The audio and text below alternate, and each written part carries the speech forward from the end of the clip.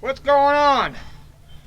To see the second part of how we survived 5 days without power in the freezing temperatures, it's coming straight at you. Hang around.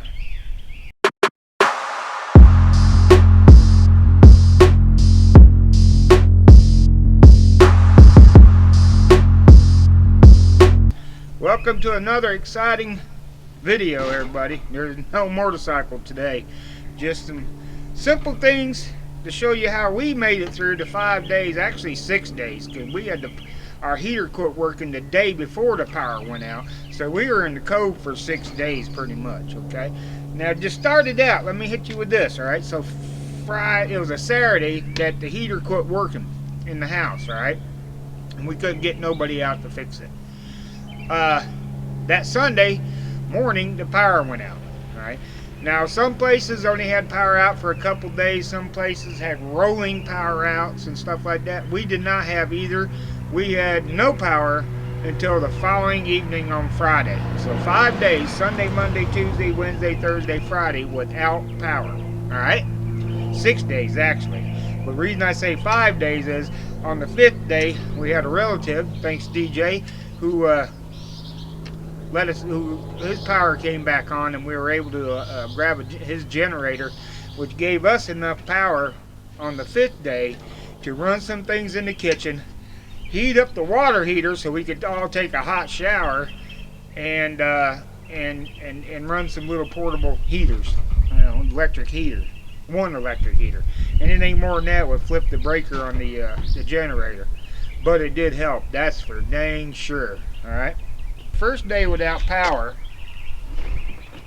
was, I instantly went to my good old faithful Coleman stove. I said, well, we can cook still, we can heat water up, we can do this, that, the other thing. Well, I'd had that Coleman stove for a while, and what had happened was the regulator had gone bad and I didn't know it. So when we hooked up the propane tanks, which you should have plenty of these,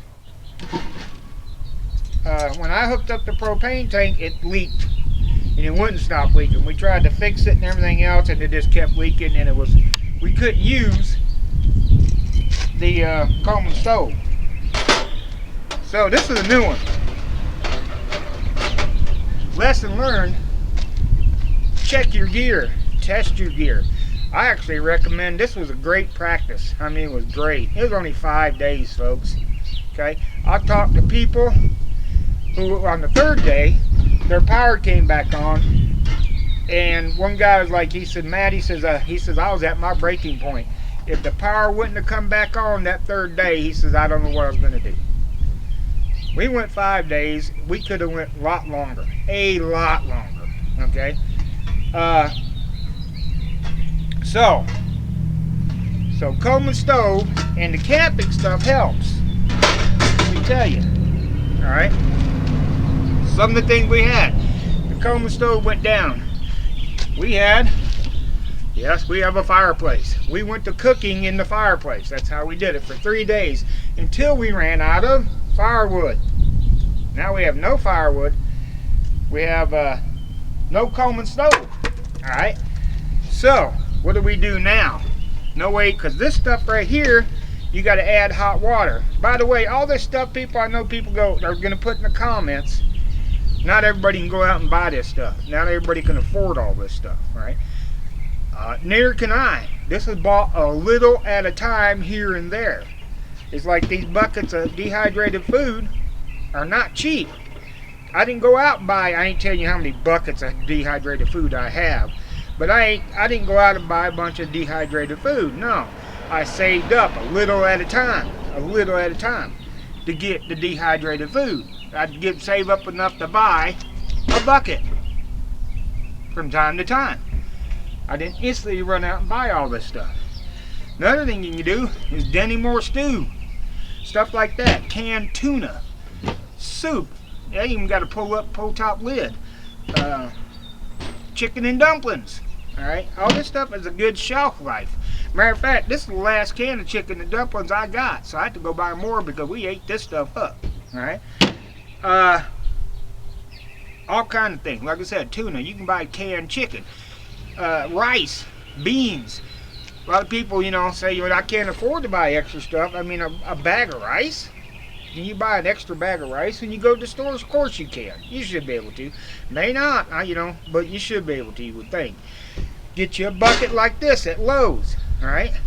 Go buy, when you go grocery shopping, buy an extra bag of rice, an extra bag of beans maybe. Write the date on it. Stick it in that bucket. Put the lid on it and put it away. Next time you go shopping, buy an extra can of soup, extra can of stew or something. Put it in your closet, not to eat, but to save. Okay?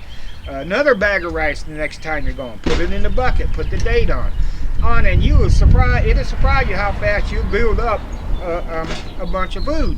All right? Water. I have an ample storage of water. Every single time I go shopping, I buy extra water. All right? I have extra water. Now, be prepared. See, I'm putting this out there because I'm not concerned about people coming and taking what I have to protect my family. I got plenty of things to protect it with. Trust me, a lot of you know that. All right? So, food-wise. Now, like I said, we ran out of firewood on the third day. My Coleman stove was not working. So how do we heat up because a lot of this stuff says add hot water, right? So how do we, heat up food? Water for food. How do we heat up water for coffee? Well, if you go to my Instagram page, there's some pictures of me actually cutting a soda can open and putting slots in it, putting a candle down in that can and setting my coffee cup on top of it while I was lit it, heated up my coffee. Alright, you gotta be inventive when it comes down to that stuff, right? Simple as that. But you can pick up all kind of stuff. I learned a lesson. One thing I did not have was MREs. Alright, I did not have MREs in the house. I do now. Alright, yes, these ain't cheap. These a case of this is not cheap, but you can buy them one at a time if you have a army supply store and stuff like that. Alright, and near you can buy these one at a time. Buy one. They're like $4 or $5. Alright. Great, because it heats it up itself. Alright. You don't have to have hot water if you didn't know that. This is a complete meal, dessert, drink, everything in here. Alright, so let's talk about the equipment. On the fourth day without power, like I said, my Coleman stove was not working. We went looking for more Coleman stoves. You could not find them. Everything was sold out on them. On the fourth day, my son found this at Lowe's. This is also a Coleman stove. I ain't going to give you name brands and stuff, and I ain't going to tell you to run out and buy this stuff. None of these are sponsored, all right? However, if someone would like to sponsor me, I ain't above kissing some ass. Okay, so found this on the fourth day. It is a oven type propane stove /stove. It works great, especially if you want to make some biscuits or do some bacon and stuff. And it was not cheap, I'll tell you that. It was about 170 bucks. All right. So, and it's got its own lighter. It's got a sparker down here, so you don't need matches. I considered it an investment, so I bought it. All right, and it helped. On the fourth day, we were back to heating water up. By the way, let me explain something about coffee.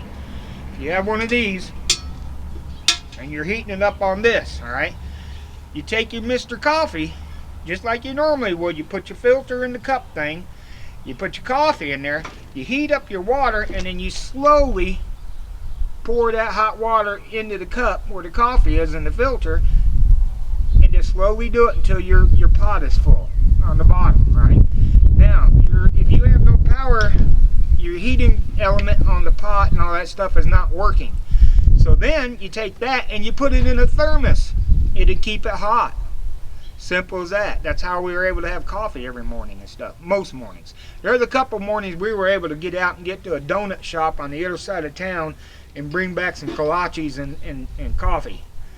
Alright, but And we had coffee that morning, plus the coffee from the donut shop and the kolaches, which was great. Okay, yes, we were able to get out. Amazingly, my son's all-wheel drive Camaro done fine on the ice. I mean, there were people's pickups not, couldn't climb hills and overpasses and stuff. Here comes my son going right on past everybody in his all-wheel drive Camaro. So pretty neat. But also use your brain a little bit, folks. If you still use stuff like this, don't grab it. You're gonna burn your fingers. You got to use a mitt or a towel or something. All right, so let's go over this stuff. Now, I've already gone over the stews, the soups, the water, that stuff. All right. One of the important things is a sleeping bag, and I thought I had it out. It's not out here. This is a 10-degree. Yep, there it is. A 10-degree sleeping bag. Best investment, one of the best investments I've ever made. When it was just too cold, I'd crawl off in that thing. I would wake up at night sweating inside that thing. I ain't kidding you. It's just incredible sleeping bag. They're not expensive, but you need to look at your sleeping bags when you purchase them and see what the temperature rating is. That's a 10-degree sleeping bag, down to 10 degrees. I think the lowest I measured was 18 degrees in the house at one point. So that's plenty to keep you warm. Just crawl off in that.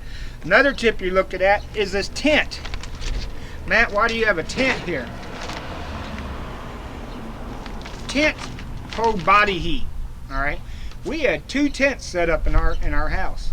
2 tents. One in the living room, one upstairs in the bedroom. All right. Perfect for holding body heat in. It was significantly warmer inside the tents than it was outside the tents in the house. Right.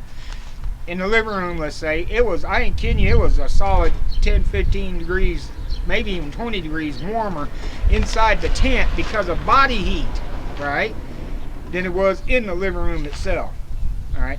Now, when you do this, like this one has a mesh top for ventilation, you must put on the rain guard, because if not, the body heat is escaping from the tent and it does no good. But we had 2 tents set up in our house, and that was probably the most comfortable places in the house until we finally got that generator going. Okay, absolutely the most comfortable, warmest places in the house were inside the tents set up inside the house. So definitely body heat. It's a smaller confined area, and it works great. So if you ever get in a situation where you have no heat in the house, you have a tent, set up your tent. It'll surprise you how warm it is inside your tent compared to inside your house. It was so cold sometimes in the morning when we would get up, we would walk outside and stand outside because it was warmer outside than it was in the house. Kid you not. Kid you not. Alright, so get you a tent. That's a 3-person tent. That's the smallest tent I have. Trust me. Okay, I have more than that. Alright. Alright, so we got the stoves. This is a brand new Coleman regular stove that I just bought because the other one didn't work. Ample supply of propane, camping propane canisters. Alright. The soup, the MREs, food, dehydrated food. Alright, let's go to this. Battery pack. This, I ain't giving you names. You can look all this crap up on Amazon. They ain't sponsoring me, so I ain't gonna do it. This is one of them fold out cellular area, damn, my brain quit working. Solar, there we go. Solar deals, alright? You can sit your phone right there and it'll charge your phone, right? But it also charges in the sun. It could be charged USB. Of course, the reason being, it could charge all of your stuff, most of your stuff. And it's a flashlight also. There's a flashlight on there too. Not expensive. All right. A little light. I have several of these. They light up. I don't see if you can see that. All right. That lights up. Got several different. It's got light. It's got, let's see here. There, several different ranges. A little bit brighter, and then it's got flash. I don't know if you can see that. All right. But it charges solar too. Sit it out in the sun, it'll charge it. USB port to charge. Also a port to charge one of your devices. All right here. Not expensive. And here we go. Auto magical. Poof, it's a lantern. And it works great. I think these were $12. Alright. I have numerous things, several of these. Alright. They work great. Alright. My absolute favorite.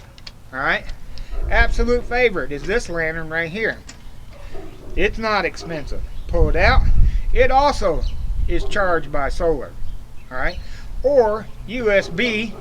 And down here you can charge your devices with it also. But the neat thing about this is it's extremely bright. There's 3 LED banks on there. Alright. Extremely bright. And it's a flashlight. Also, just like that. But not only can you charge it USB with a USB port, solar, but if all else fails, it's a crank. You can charge it that way too.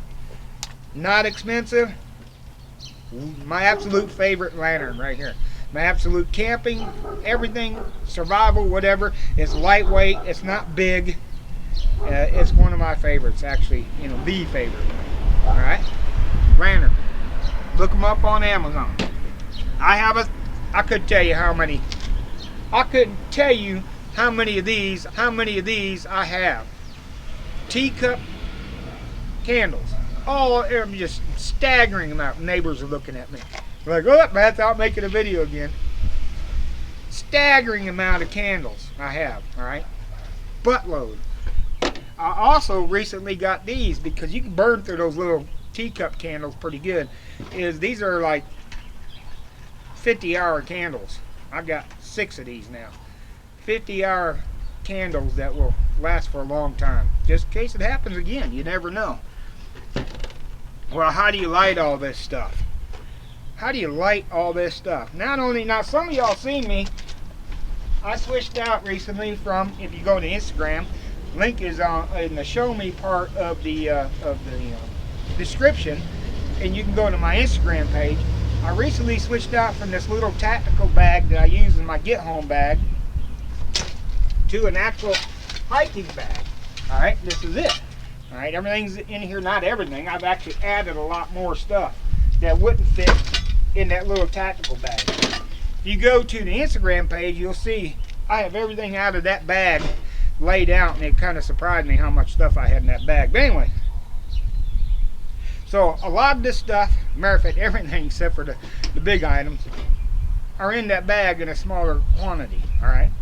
Like I said, how do we light it? Well, inside that bag, of course, right here are waterproof. In there's waterproof matches. There's strike-alls. There's fire starter. There's everything I could possibly come up with to start a fire. All right. And in here, in the house, I keep these strike anywhere matches. Strike anywhere, because you run out of power. Some of you might have a Bic lighter, but eventually that Bic lighter is going to run out. Here is 5,000. Repeat, 5,000 strike anywhere matches. Not expensive on Amazon. Like 25 bucks. I got 5,000. All right. You can get waterproof matches.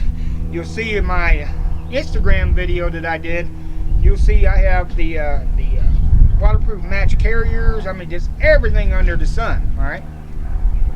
So, like I said, I don't expect anybody to run out and buy all this stuff. You'll go broke quick if you go instantly run and buy all this stuff. All right. Trust me, I know. But you can buy it a little at a time. By the way, watch videos, people. Survival videos, prepper videos. You can get a lot of good ideas, inexpensive ideas. James Yeager's got quite a few videos out there on prepping and surviving. Matter of fact, he's doing a bug out trailer that's pretty neat if you're interested in something like that. There's just staggering amount of survival videos and prepper videos out there. Not just, documentaries. I'm talking about show you how and what they're doing and how to do it, kind of things. Watch them. I've watched a staggering amount. So like I said, this is just a general small amount I'm showing you of what I have to survive. How we survived the 5 days without power. Definitely, had some help. We didn't, need the help, but it was nice to get the help. But this is how we did it, Get you some of this stuff right here, and you might have a chance if the power goes out. It was only 5 days, folks.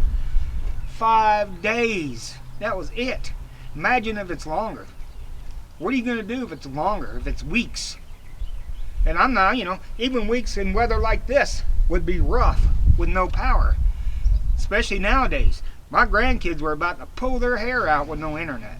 That kind of thing, So, what are you going to do if you got to go weeks without power? Weeks without internet. No gas. Nothing like that. What are you going to do? You need stuff like this, alright? And I definitely, what did I learn from this? What did I learn? I learned, get some MREs. I learned that. Check your gear. Check your gear. Take a weekend, and if your wife and kids don't kill you, turn your power off and see how y'all survive. No gas, no television, no nothing. And survive for a weekend and test all your gear. Test it. Test it, test it. I learned that the biggest thing. Test your gear. Because it could fail you. And the little gizmos you could buy, like little neat little survival gizmos. Some of them don't work, folks. Some of them just don't work. Test them. Alright? Firewood. Make sure you got more than enough firewood. We didn't have enough firewood. We didn't have nowhere near enough firewood. So that's my thoughts on it, guys. This is how we survived 5 days, 6 days without power. Alright? No heat. That kind of thing. Just little things like this. It ain't bad. It ain't hard to do. It ain't hard to pick this stuff up. If you set your mind to it, put a little bit of money here, a little bit of money there, pick up an extra bag here, an extra can there, you could, have an ample. I mean, I ain't got an ample supply. Mr. Policeman looking at me. I ain't got an ample supply of stuff. Now, some people might say before we get out of here, is Matt, you had all this stuff. Why were you not out helping others? I was, a little bit. But I didn't have that much that I could give it away. Okay? Actually, I was getting concerned. After the fifth day, I was actually getting concerned about, do I have enough of the food? Do I have enough of this? Do I have enough of that? You're talking about a family. It ain't just me here. It's my kids, my grandkids. So, do I have enough food? Was the big question. About the third or fourth day. Did, but I didn't have enough to go giving food out to anybody. And they would have had a way to cook it, to heat it up, too. With no power, kind of hard to do that stuff. So there you go. Part 2 is over. There won't be a part 3. I hope this helped someone out there, I mean, just simple little things. It shocked you how simple it is. Could I have gone? I could have gone weeks like this with no power, in the cold, with no problem. Now, my grandkids, not so much. There's people out there, just couldn't handle it. Like I said, I talked to one person. He was so glad that the power came on day 3 because he was at his breaking point. He told me that. He said, I was at the breaking point. I was absolutely done with it. I was at the breaking point on the 3rd day. I'm like, wow. I was actually in my element almost. No problem whatsoever. Yes, it was boring. There's no internet, there's no TV, and there's no power. Yes, it was cold. Uncomfortably cold. That's when this come in handy, alright? But you could do it. Like I said, that's only 5 days. What happens if something happens and, it's more than 5 days. It's a week. It's 2 weeks, alright? Oh, by the way, before we go, I've said this before, and you've probably seen it in my other EDC video. Listen. If you travel, my sons travel, they're contractors, alright? if you're a truck driver, etc., etc., you absolutely must have a get home bag, right? Especially now, I got a lot of food in here because I was a truck driver. I could be hundreds of miles away from my home if something were to happen where you could not drive. You couldn't get an Uber. You couldn't. Nobody could drive, right? Like I said, the images, some of y'all don't remember the images after 9/11 of the millions and millions of people having to walk home during 9/11. The bridges in New York, going to New Jersey and stuff, just crowded with millions of people walking home. Had to walk home. During Katrina, everybody that had to walk to the Superdome for safety reasons. You just never, it never happened. No, it could happen. Right? It could happen. You could be out hundreds of miles away from your home and have to walk home. Simple as that. Get you a survival pack. Get you a get home bag like this. Alright? Absolute must. I don't go anywhere without this. Nowhere. I don't go to the store without this. Alright? Simple as this. If you live 30 miles from your work, you're at work and something catastrophe happens where you have to walk home to the safety to protect your family from your work. Average person walks 3 miles an hour, 2 to 3 miles an hour. It's going to take you 10 hours to walk home. 10 hours to walk a 30-mile walk. All right? Especially if you're having to be tactical, it could take longer. If you're having to go from cover to cover, from concealment to concealment, because you have a pack like this and you got to protect it, or if you're having to move at night so you don't want nobody to see you, it's going to take a while to get home, to get to your family. Think about it. Always have a pack with you. Always have a get home bag with you. I'm fixing to make some trips. Fixing to go, try to go to Florida. I was planning to go to Florida for the Forgotten Angels camp out, but things are starting to fall apart. I'm not sure if I can make it out there for that, but I'm trying still. All right, better believe this will go with me. All right, plain and simple. All right, so get you a get home bag, that's for sure, for your safety as well as your family's, you know, peace of mind. Get you a get home bag. So there you go, my little tidbit to you on some tips on how to survive if the power goes out, if it's sub-zero temperatures like it was here, if it's 110, either way, if you ain't got power for a while, it sucks, that's for sure. Food to get you there, food to survive on, ways to make meals, to cook things, to sleep, etc. Just little tidbits. Don't go out and buy all this crap. Do not do it. You'll go broke. If you can do it, do it. Alright? But a little at a time. A little here and there. This took years to get this stuff, you know, built up. So y'all know how it goes, man. Be sure to leave a thumbs up on this. It helps the algorithm, gives it to YouTube, the sissies over there who don't like things that go boom. Bunch of sissies. Subscribe to this channel. There's more videos coming. Subscribe to this channel. When you do that, hit that notification bell and toggle it to all, so that you'll get notified whenever I put out a video. So you know how it goes. If you have served, or if you're currently serving in our nation's military, if you're a firefighter, EMS, first responder, especially law enforcement, if you're in the healthcare industry battling it out on the front lines of this pandemic, before we go, let's hear it for Abbott. State of Texas is dropping the mask mandate. You no longer have to wear a mask in the state of Texas, and every business is 100% open, 100% capacity. Blah, blah, blah, blah, blah. Love it. Love Texas. You should move here. It's great. So, if you're still in the healthcare industry, battling out, keeping us well on the front lines of this pandemic and putting yourself at risk, we appreciate everything y'all do for us and the sacrifices you and your families have made. Ladies, flash a stranger today. Boom.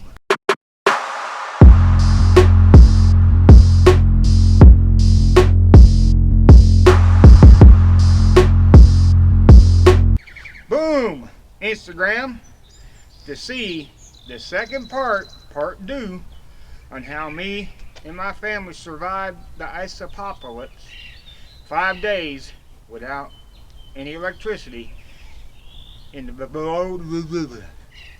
Boom! What's up, Instagram? To see the second part two, to why